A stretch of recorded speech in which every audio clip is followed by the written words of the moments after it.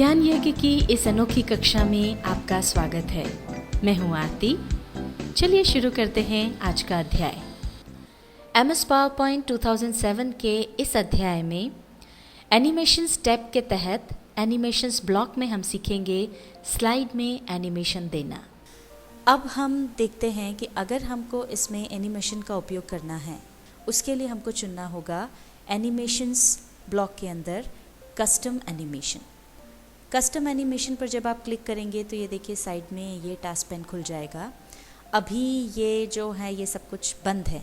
अब आपको जिस पर भी इफ़ेक्ट देना है, हम पहली स्लाइड चुनते हैं, ये हमने पहली स्लाइड ली, और जिस पर भी हमको इफ़ेक्ट देना है उस पार्ट को, उस टेक्स्ट को हम चुन लें। तो हमने अभी इसमें केवल टाइटल है तो टाइटल पर हमने क्लिक किया। ये करते से ये देखिए ऐड इफ़ेक्ट जो है वो चालू हो गया।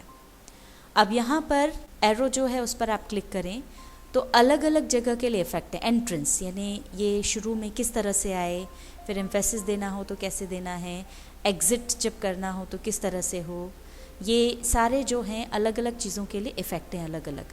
अब ये जैसे एंट्रेंस है, एंट्रेंस के लिए ये अलग अलग इम्पैक्ट यहाँ पर दिए हुए हैं। अगर आपको और कोई ज़्यादा इफ़ेक्ट्स देखना है तो ये मोर इफ़ेक्ट्स भी दिए हुए हैं। यहाँ पर मोर इफ़ेक्ट्स में जा कर के भी आप देख सकते हैं। फ्लाई इन है अगर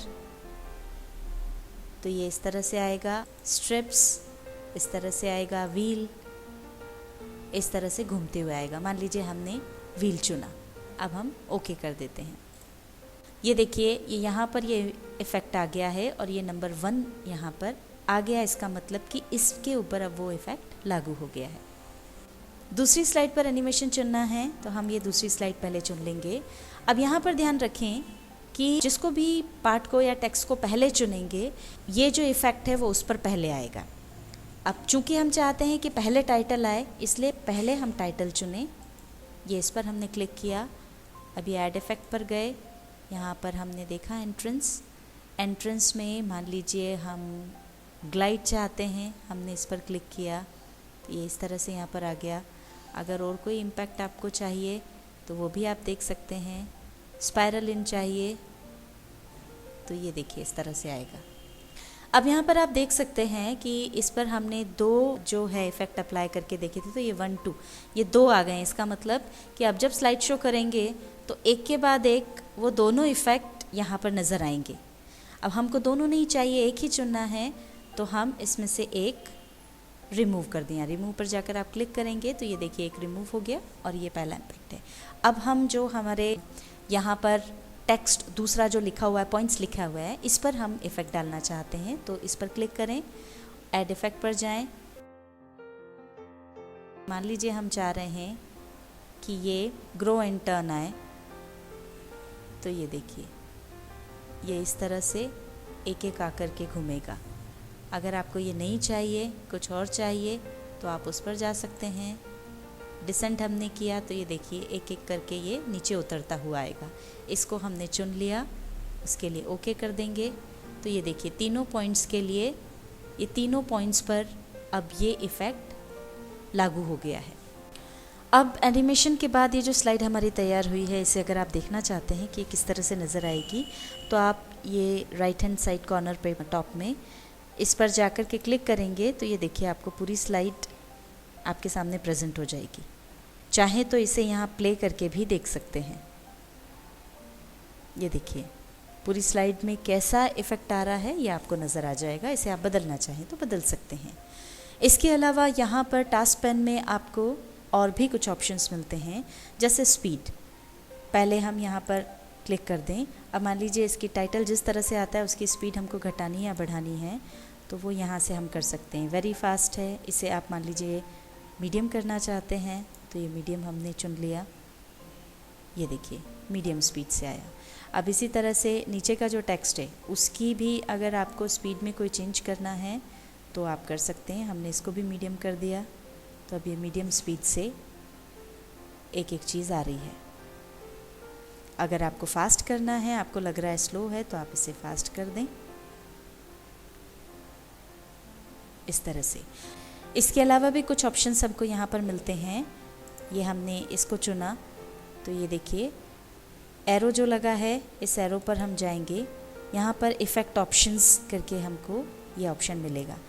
अब यहाँ पर ये जब टाइटल आए या ये जब पॉइंट्स आए उस वक्त भी अगर आप कोई साउंड इफ़ेक्ट देना चाहते हैं तो ये एरो पर जाकर आप क्लिक करें और ये देखिए यहाँ पर अलग अलग आपको साउंड्स जो है मिल जाएंगे।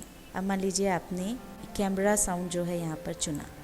इसके बाद एनिमेट टेक्स्ट, ये हमारे पास ऑप्शन है। मतलब आप सारा टेक्स्ट जो है वो एक साथ आए ऐसा चाहते हैं या वर्ड बाय वर्ड आए ऐसा चाहते हैं या लेटर बाय लेटर आए ऐसा चाहते हैं। मान लीजिए आप इसको बाय लेटर चाहते हैं तो ये हमने बाय लेटर चुन लिया और उसके बाद ओके कर दिया।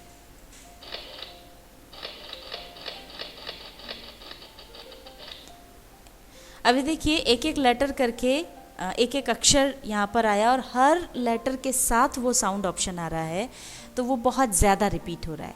तो इसको मान लीजिए अब आपको चेंज करना है, ये ठीक नहीं लग रहा। इसको अगर आप चेंज करना चाहते हैं तो वापस इसको सिलेक्ट करें और ये हम इस पे गए इफ़ेक्ट ऑप्शंस पर और बाय लेटर की बजाय हमने इसको ऑल एट वंस कर दिया।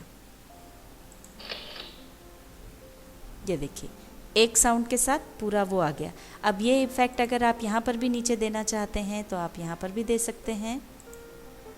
इफ़ेक्ट ऑप्शंस पर जाएं और यहाँ पर आपको अगर कोई साउंड चाहिए तो वो साउंड आप चुन लें। मान लीजिए हमने ये चाइम चुना और ऑल एट वंस हम चाहते हैं पूरा सेंटेंस एक साथ आए, ओके कर दिया।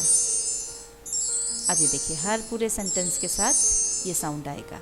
पूरी स्लाइड कैसी नज़र आएगी या किस तरह से प्रेजेंट होगी ये आपको देखना है तो प्ले करके आप देख सकते हैं।